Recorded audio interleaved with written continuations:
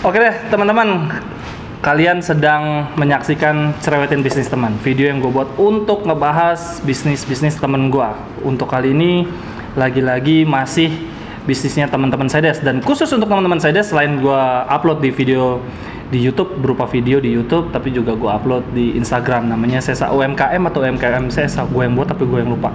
Silahkan di follow, DM, kirim email untuk bisnis teman-teman apa, langsung gue upload di Instagram. Dan sekarang gue bareng sama Iwan, bosan nih sama Happy. Jadi untuk mensupport project ini, gue butuh teman-teman yang juga bisa meluangkan waktunya ngobrol bareng dan nyambung terutama sih. Kebetulan banget hari ini yang mau gue bahas adalah skincare atau apa nih, produk kecantikan atau apa namanya, gue nggak tahu, punyanya Nitya. Dan Iwan kebetulan banget kerja di apa, Wan, sebutannya kantor lo? FMCG sih, Fast Moving Consumer Goods. Jadi perusahaan multinasional yang bergerak di consumer goods yang beredar secara cepat. Jadi yang kebutuhan umum lah.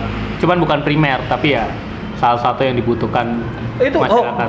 Kebutuhan tapi bukan primer gitu. Bukan primer, sekunder ya. Ya kayak skincare kan ini sebenarnya bukan primer kan. Oke. Itu adalah karena kebutuhan primer itu ya sembako jelas. Karena kalau kita nggak beli itu ya kita nggak bisa makan. Tapi kalau misalnya skincare, personal care, kita nggak butuh itu, kita nggak beli itu, it's okay. Iya. Makanya disebut sebagai sekunder. Oke, sekarang gini. Lo sebagai laki-laki, seberapa jauh lo merawat tubuh? Oke. Gua dari rambut sampai ujung kaki, gua hampir punya brand sendiri. Contoh dari kepala, gue punya brand sendiri. Lo nggak apa-apa ngomong punya brand sendiri sementara lo kerja di sebuah brand. Gue nggak ngasih tau brand apa.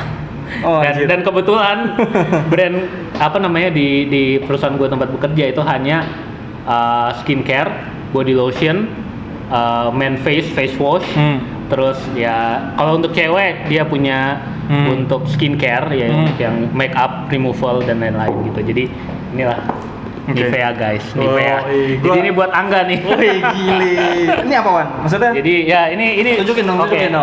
Jadi kalau di Nivea itu kita punya yang namanya health. Jadi ada dua business unit, healthcare sama cosmetic king. Oke, healthcare itu berarti itu adalah lebih ke primer. Iya, bukan primer sih, kayak dia healthcare itu berfungsi untuk bukan untuk merawat diri, tapi kalau misalnya kita ada luka atau atau yang berhubungan sama fisik. Yes, correct.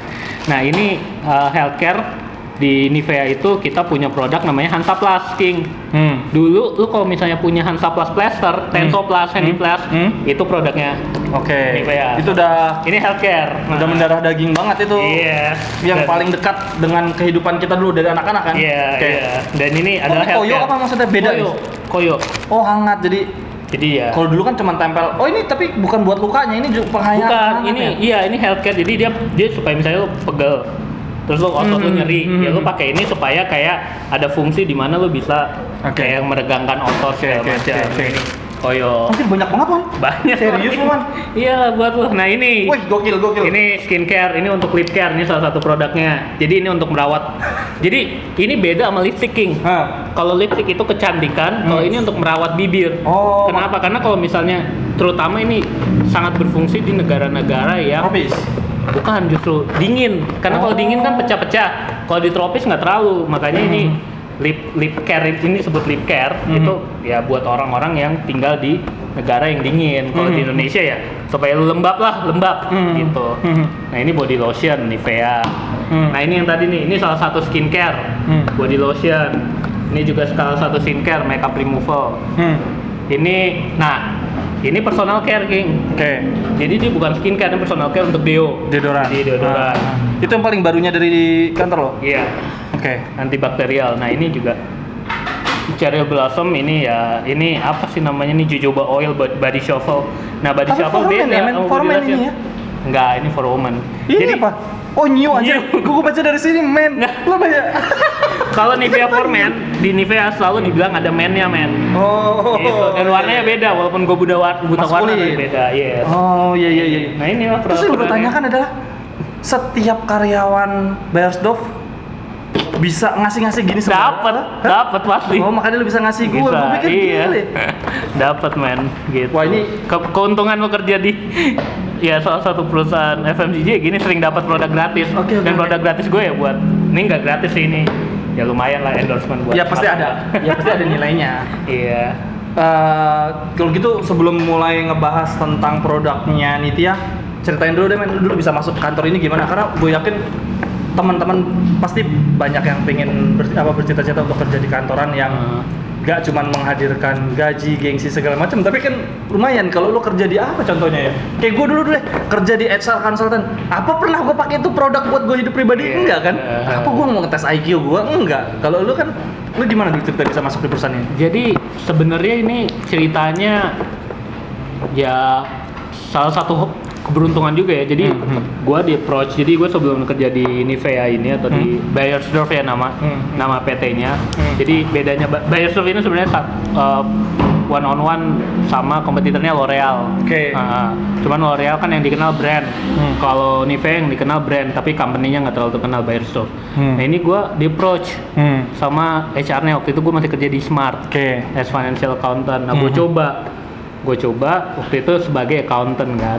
Nah prosesnya lumayan panjang. Jadi mulai dari interview, tes segala macam. Dan gue waktu itu setelah sebulan setelah ikutin proses segala macam nggak ada panggilan-panggilan nggak ada panggilan-panggilan. Setelah 1,5 bulan Anjir, jauh lama banget tuh. Lama. Dan setelah gue tahu bahwa gue cadangan ternyata.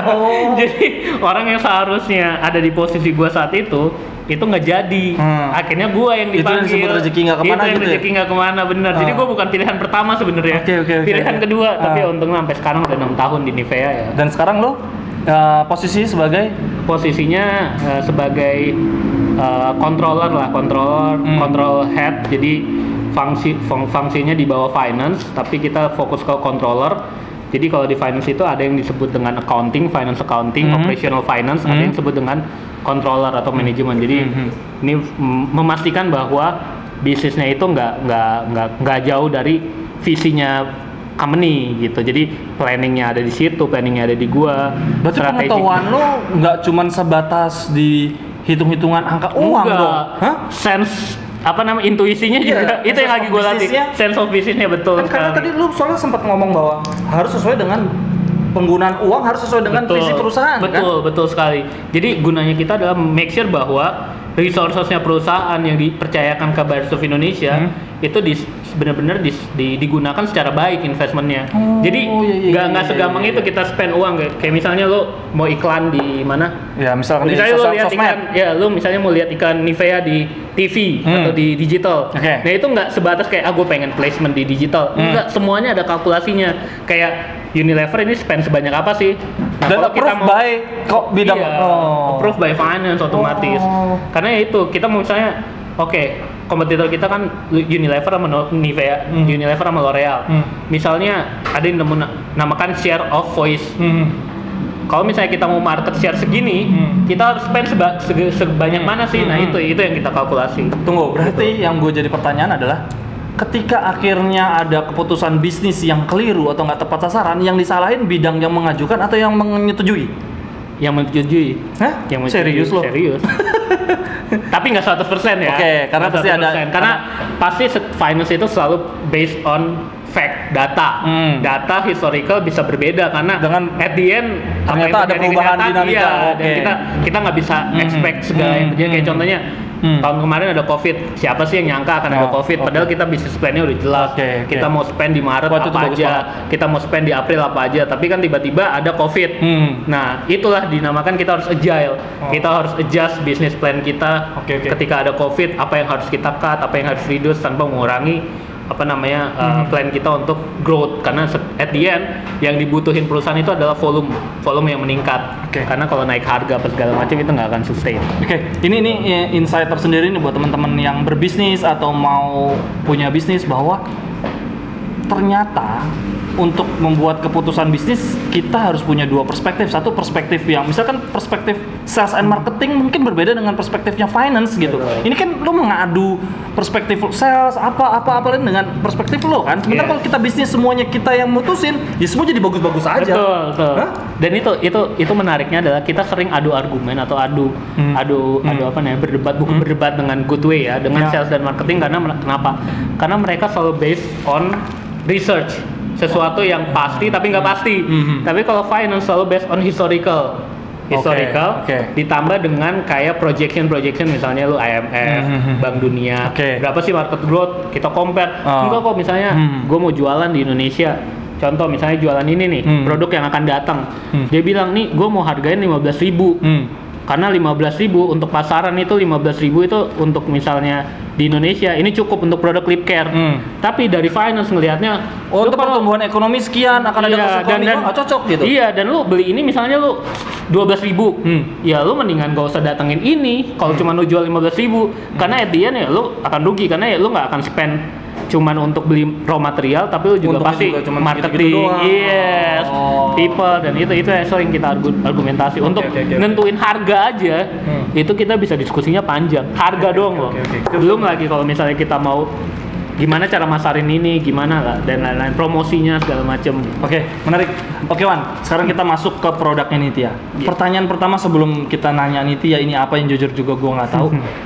Memungkinkan nggak sih teman-teman yang punya produk yang ada kaitannya dengan perusahaan lo untuk gue nggak tahu kerjasama, entah masukin barang, entah dapat bantuan pelatihan mungkin atau bantuan dana gitu, ada nggak sih Wan peluang untuk kerjasama itu sangat mungkin as long as nggak di kategori yang sama. Misalnya gini, gue punya body lotion, gue pengen kerjasama sama bisnisnya Nitya. Kalau dia body lotion juga nggak mungkin. Selama Nggak dia mungkin. masih termasuk healthcare atau apapun itu, selama di belum ada, mungkin. Misalnya gue nggak punya sampo nih. Lu sering banget ngeliat contohnya nih. Gue punya tadi ada micellar water. Gue sering kerjasama sama ya apa sih namanya buat apa namanya masker muka. Ini masker nih. Kita nggak punya masker muka, kerjasama di e-commerce mungkin banget terjadi. Wah gokil. Kayaknya ini masker. Karena misalnya gini, beli misalnya kita ngasih kompensasi kayak lu beli micellar water gua, lu akan dapat masker kanistri 3. Itu sangat mungkin terjadi. Oke. Sangat mungkin. Oke, ini gua buka dulu ya. Cuman gini. Gimana? Karena kita multinasional, kita pasti ada standar-standar. Oke. Barang-barang yang bisa diajak kerjasama dengan kita. Itu tantangan dari Kanistri. Ya, Tapi kalau mungkin sangat mungkin, men. Selama sangat sekali mungkin. lagi berarti tekankan selama bukan kompetitor ya, lah. selama komplementer ya, melengkapi ya. Melengkapi, betul sekali. Oke, sebentar, gue mau buka dulu nih, gue untuk nunjukin. Sekarang nih, gue bisnis sudah lumayan lama, tapi gue nggak orang yang nggak memikirkan packaging. Tadi produknya siapa Rose juga bagus, ini plastiknya juga bagus. Dan dia ini loh, apa namanya, yang bagus ini adalah plastiknya dia labeling sendiri, printed. Dan ini nggak murah, berarti artinya apa? Dia full dedikasi untuk bisnis ini, King. Karena banyak orang yang nggak mau ngeprint nih, jadi ya kayak gini tempel aja, dan itu artinya ya udah dia nggak full dedikasi sama bisnisnya. Dan ini Bagus banget. kerennya adalah dia printed, artinya ya dia mau ya berusaha lebih lah. Keren lah. Ini Instagramnya kanistri.botanical. Ntar bisa lihat di kolom deskripsi. Kenapa gue bisa tahu Nitya jualan ini? Karena sebelumnya gue pernah beli ini apa namanya serum. Face serum ya. Jadi ceritanya gue punya pacar semenjak pakai masker jerawatan. Karena di kantornya harus pakai masker 24 jam gitu ya. Nah, akhirnya sama Nitya dikasih serum ini. Gue tahu memang dia nggak masih reknya. Dia jualan ini. Tapi pas lagi gue bilang mau mereview produknya dia, ternyata yang dia jual sekarang bukan ini. Itu dia yang gue nggak tahu. Dia bilang sih masker sama apa gitu. Satu lagi gue agak nggak ini. Ya diplastikin lagi. Serum. Gila keren banget Nitya nih. Nitya itu angkatan kita kayak. Kok dia akhirnya bisa punya ide untuk bisnis skincare sih? Oke, nanti kita backgroundnya. Nanti kita telepon. Keren banget. Cuman untuk pertama, karena bisnis skincare itu, harus kalian loh, King. Nah makanya. Nggak, karena minimal belakangnya farmasi atau belakangnya. Passion aja nggak cukup. Ilmunya harus ada. Lu harus punya kalian. Makanya gue suka amazed dengan orang kok keren banget. Dari sekian banyak produk yang bisa lu jual di muka bumi, Kon jujur, lu tau bukannya nggak? Nggak tahu. Ini ini. Ih, secara packaging keren sih. Maksudnya nggak mudah untuk. Dan ini printed lagi, King. Oh iya betul. ininya aja udah mahal. Iya. Berarti memang produk yang berkaitan dengan keilmuan nggak bisa dikemas murah karena dia jadi murahan. Iya, apalagi skincare karena berhubungan sama kulit kan. Oh gitu ya. Jadi ya semakin lo eksklusif, ya semakin orang percaya kualitas itu juga sih. Oke, di dalamnya ada ini apa nih Wan?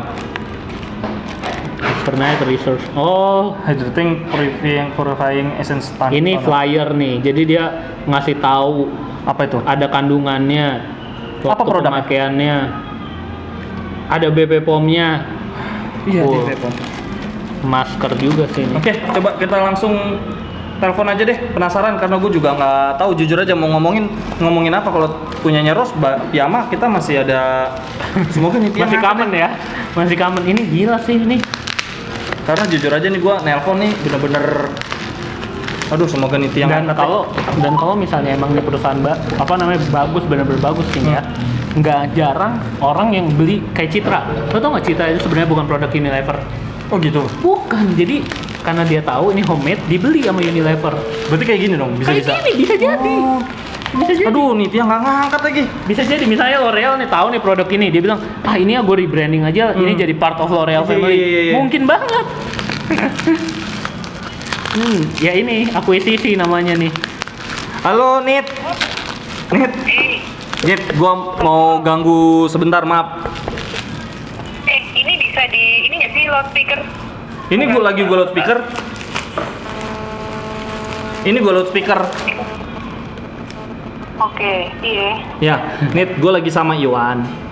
Pingin membahas produknya lo nih. Dan tadi pertanyaan pertama gua ke Iwan adalah memungkinkan nggak sih seseorang yang punya UMKM bekerja sama dengan pemain besar seperti perusahaannya Iwan. Jadi Iwan itu kerja di perusahaan namanya Beiersdorf, dia memproduksi Nivea gitu ya, Nit. Dan ternyata jawaban Iwan adalah sangat memungkinkan selama produk-produk lo itu tidak ada di Line up-nya di line up-nya si Beiersdorf Nivea. Misalkan dia punya deodoran, dia punya sabun muka. Kalau lu punya sabun muka juga nggak masuk. Tapi yang lu nggak punya apa? Masker. masker. Nah, masker dia nggak punya. Kalau lu punya, itu bisa banget. Bisa banget. Contoh bisnis yang paling nyata adalah tadi Iwan, tapi bukan Beiersdorf. Yang ngasih contoh adalah apa tadi Iwan? Citra. Citra dulu. Citra itu dulunya punya pemain tunggal kayak lu gitu, terus diambil sama pemain besar nih. Unilever. Iya. Sama Unilever gitu nih. Localize. Terus kalau kayak gitu tuh prosesnya gimana sih, Wan? Maksudnya gimana sih langkah-langkahnya biasanya UMKM terus dia kayak naik kelas jadi bermitra sama perusahaan besar gitu, Oke. gimana sih jadinya? Jadi ada dua step sih Mbak Nits. Halo Mbak Nitia, gue panggil Mbak Nitia aja ya biar sopan. Ya, Iya, jadi ada dua. Yang pertama adalah pengambil alihan atau misalnya akuisisi. Yang kedua adalah kerjasama, partnering. Nah, kalau misalnya sifatnya kerjasama, itu contohnya tadi kayak kemarin kita Nivea Micellar Air itu kerjasama sama mesnya Korea, Mediheal. Mungkin pernah denger ya. Oh, iya. Karena kita nggak punya mas, akhirnya kita partnering bareng. Jadi di e-commerce itu semuanya kita bilang bahwa kalau lo beli micellar itu lo akan dapat masker gratisnya si Mediheal. Nah, jadi kayak collab gitu ya? kolaborasi betul sekali dan ini ada standarnya. Jadi pertama pasti tim marketing kita, tim brand kita, otomatis kan brand menjaga brand ya, jangan sampai brand Nivea ini nanti jadi anjlok atau dianggap citranya nggak bagus. Makanya pasti akan kita lihat backgroundnya. Nah, yang dilihat backgroundnya itu apa? Pasti ingredientsnya. Karena multinasional kan kita dari Nivea itu dari Jerman, dan Jerman kan secara kualitas itu salah satu yang bisa dibilang sangat ketat ya. Jadi pasti kita akan tanya ini ingredientsnya apa aja. Nah, ini membahayakan citra brand apa enggak. Kalau ternyata secara citra ini nggak apa-apa, secara citra ini oke, ya udah next stepnya adalah kita lihat kalau misalnya barang-barang ini benar-benar bisa dipakai secara umum untuk mengkomplement, kayak contohnya tadi micellar itu kan untuk removalnya ini kan ya, apa sih, make up ya, lebih tahu Mbak Nitya. Nah itu jadi mas itu dengerin kalian berdua terus. Mas itu kan bisa dipakai setelah berseharian pakai make up, pakai micellar, habis itu pakai face wash, at the end ketika istirahat pakai masker. Nah itu jadi akhirnya ya saling melengkapi gitu. Nah ini juga Melengkapi ya. yes. Nah itu kalau misalnya kita kolaborasi. Kalau homemade itu berarti dalam artian harus ada badan POM atau enggak? Harus ada BP POM kalau kita. Salah satu standar pertama harus ada BP POM karena BPOM. takut juga kan kalau misalnya kita jualan BPOM nggak ada BPOM kan bisa jadi ditarik lagi kan.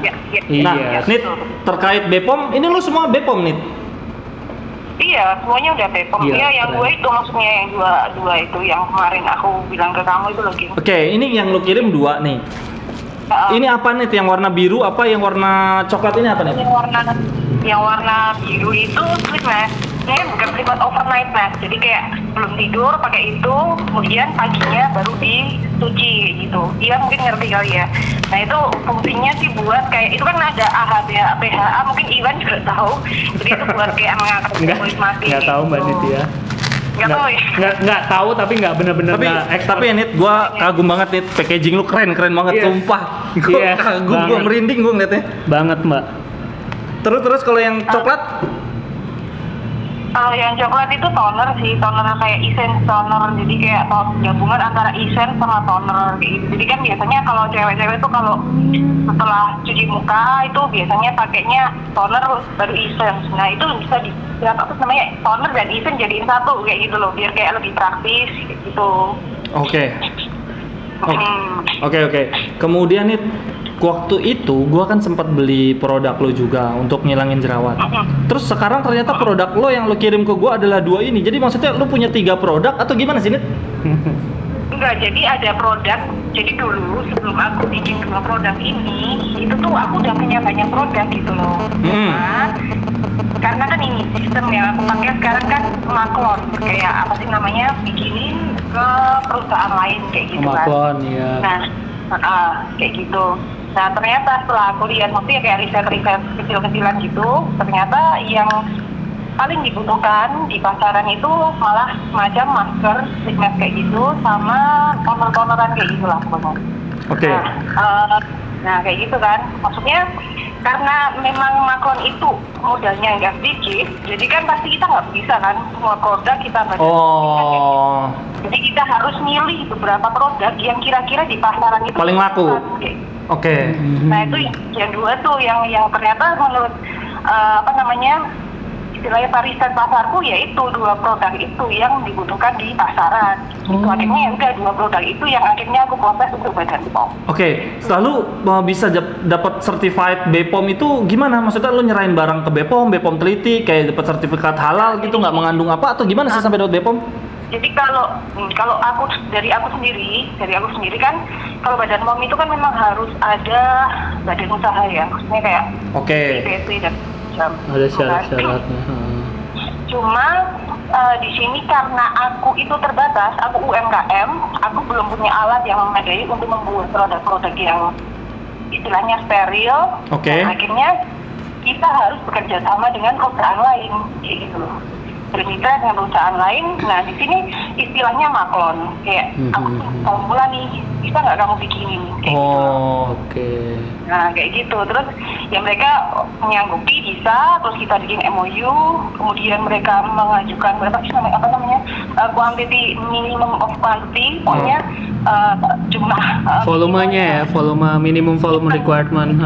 betul. Nah itu kayak gitu, terus ya udah kalau udah disepakati ya udah jalan aja gitu. Terus gimana lu bisa dapat itu perusahaan? Oh itu badan POM itu badan POM itu urusannya dengan tempat perusahaan yang memproduksi. Nah, jadi- yang memproduksi kan dalam hal ini perusahaan yang bekerja sama dengan aku, bukan aku kan, gitu kan. Jadi mereka yang ngurusin ya. Oh gitu, sepaket. Gitu. Iya. Ya itu Jadi kan mereka- kerjasamanya di situ. Kalau aku bagian ngurusin merek. Nah mereknya kan merekku kan, jadi aku ngurusin ke Branding sama formula Cipta. ya. Branding sama formula. ke Kemenkumham untuk bikin daftarin merek. Nah udah, aku udah dapat merek, terus mereka udah badan POM, ya udah collab udah jadi produk kayak gitu. Jadi yang ngurus ke Kemenkumham itu bukan cuman rebutan Demokrat gitu ya, Nit? Jadi orang Enggak. Iya Jadi sih, kalau keren. kamu punya merek ya daftarinnya di DJKI itu ya kalau nggak salah. itu Pokoknya biar nggak ada orang ngaku-ngaku kanistri gitu ya, Nit ya? Betul. Pokoknya yang skincare nggak ada lagi yang namanya kanistri, nggak boleh ada lagi yang namanya kanistri. Wah, itu tuh penting banget teman-teman. Itu ya itu jadi anak kita gitu kan ibaratnya Iya. dalam bisnis. Yang jadi pertanyaan kemudian nih, dari sekian banyak produk di muka bumi, kenapa lu milih berbisnis hal yang sangat rumit ini gitu? Lu bisa jualan boneka gitu, jualan balon bisa, tapi lu ini bisnisnya lu harus skincare harus lu Itu tahu ingredientsnya. complicated banget dan gimana sangat sangat inilah. Yang pertama ya memang ini ya, maksudnya aku memang suka main-main dengan ingredients ya. Maksudnya aku kan dulu bikin kayak serum-serum itu kan benar-benar ya bikin ini ya homemade gitu loh, handmade gitu loh. Bukan main-main, lu lihat di mana? Lihat di YouTube atau lihat di mana? Belajar atau gimana? Aku ada basic untuk ke arah situ. Sombong nih, mau ngomong basic nih. Basic maksudnya lu kuliah di bidang Background pendidikan lo memang sesuai dengan, karena kan gua harus memastikan untuk teman-teman yang membeli ini bahwa yang ngebuat ini punya background pendidikan yang mumpuni gitu nih. Lo kuliah di UGM. di Gajah Mada, jurusan apa sih? Farmasi ya nih teh? Itu farmasi bahan alam sih, FBA, natural product farmasi. Ya FBA, maksudnya di farmasi sih. Bukan. Oh gitu. Oh iya, nggak tertarik kerja di perusahaan gede aja Mbak? Iya nih, kenapa lu laku nih? Tunggu, apalagi ya yang gua ketahui nih Tia itu sempat S2 walaupun nggak sampai finish. Lu sempat S2 juga kan Nit di universitas negeri juga yang nggak perlu kita sebutin namanya. Iya, betul. Sama dong kita Mbak. S2 nggak lulus. Lo gitu, lu nggak lulus? Gua masih tesis gua sampai sekarang. Terus nah S2 lo itu apa nih? Kenapa? S2 lo itu apa, bagian apa? Aku juga dulu ini sih, estetik.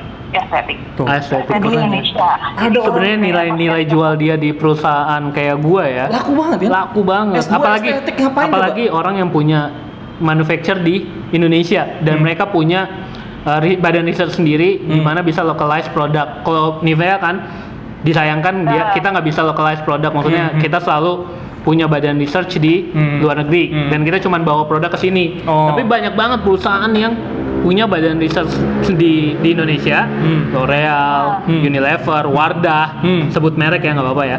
Itu punya riset sendiri, jadi dia gampang banget untuk masuk ke sana gitu.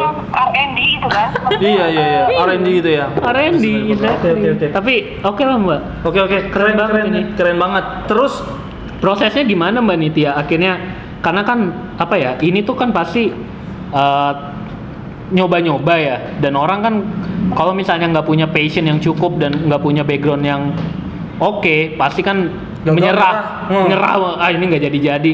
Tapi akhirnya bisa buat 2-3 produk dengan menurut gue ini dia banyak produk, cuma maksudnya 3 yang gue lihat ini secara kualitas di mata ya, ini termasuk oke dengan homemade. Itu gimana prosesnya? Proses sampai akhirnya ini nih yang akhirnya gue pengen. Akhirnya ini yang gue mau gue mau produksi massal nih. Itu gimana prosesnya? Research sama siapa aja, terus coba-coba ke siapa, akhirnya decide ini cocok sama market Indonesia gitu. Itu gimana prosesnya Mbak? Sebenarnya sih ya di awal-awal tuh sebetulnya memang harus suka dulu sih. Maksudnya kan aku memang suka review, baca baca-baca review skincare kayak gitu kan. Itu memang kayak gitu. Nah dari situ aku tahu ada bahan-bahan yang memang ingredients tertentu yang memang dibutuhkan dan memang menarik gitu loh. Kayak di utak-atik kayak misalnya ekstrak tumbuhan gitu kan sebenarnya menarik kan. Nah ya udah sebenarnya dari situ bikin sendiri, maksudnya bikin sendiri, cari-cari bahan sendiri kayak gitu, bikin formulasi. Sebetulnya kayak kadar-kadar kayak gitu kan sebenarnya gampang kan, maksudnya kita cari acuan di jurnal-jurnal juga banyak kayak gitu kan. Jurnal baca, berarti mesti benar research dalam research. Cool. Terus?